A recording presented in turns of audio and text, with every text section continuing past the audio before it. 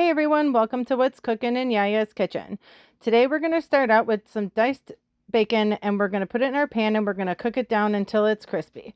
Once it's all cooked up and it's crispy, we're going to pull it out and we're going to strain the grease out on a plate with some paper towels.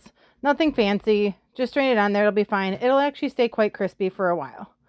Here is our bacon completely cooked. I swear this is just a meal on its own. I don't know about you all, but I love bacon. Then we're going to take our pan that's covered with foil. We're going to add olive oil to it, and we're going to put our skirt steaks on here.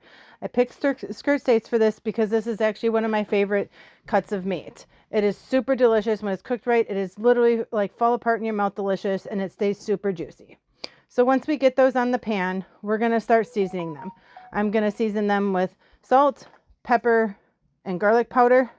I'm using garlic and onion powder on this just a little bit because I'm going to also add our chimichurri sauce to this later. So onion and garlic powder is going on, and then we're going to put this, I'm actually going to cook this in the oven, and I'm going to cook in the oven at 450 degrees only for a little bit. Then we're going to pull it out and let it rest when it's done. But here I am still seasoning it because again, I want to make sure it's seasoned. Every layer of your meal should always be packed full of seasoning.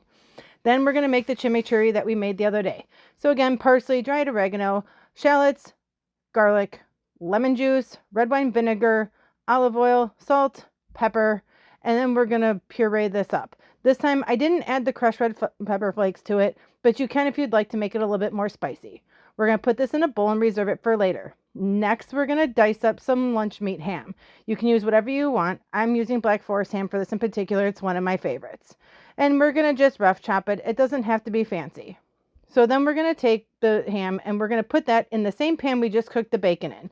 We're doing this to pretty much warm it through because we're doing baked potatoes and we're doing loaded baked potatoes as a side with the steak. Then we're going to start chopping up our onions. Once we get our onions chopped, again, we're going to cut these relatively small and then we're going to throw those in the pan after the ham has been removed. And again, you can dice these as large or small as you want. It's just going to take a little bit longer cook time to get these into the quote-unquote onion chips that we like to call them. It's basically caramelized, crispy bits of onions that we're going to use to garnish our potatoes with. And here it goes in the grease. I'm adding some butter and salt and pepper to this. Then we're going to do the same thing with the onion bits as what we did with the bacon. We're going to pull it and we're going to strain the grease from it on a plate with paper towels. Again, don't have to be fancy.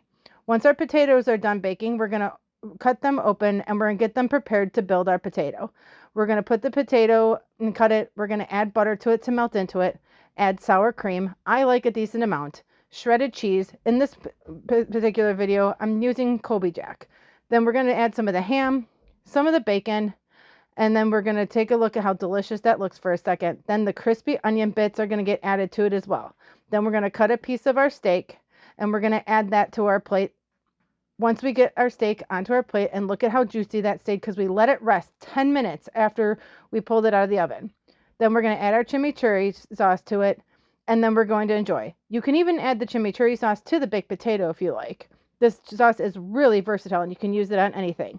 So here it is, the final plate. It looks delicious. I can't wait to dig in. Thanks for joining me on What's Cooking in Yaya's Kitchen.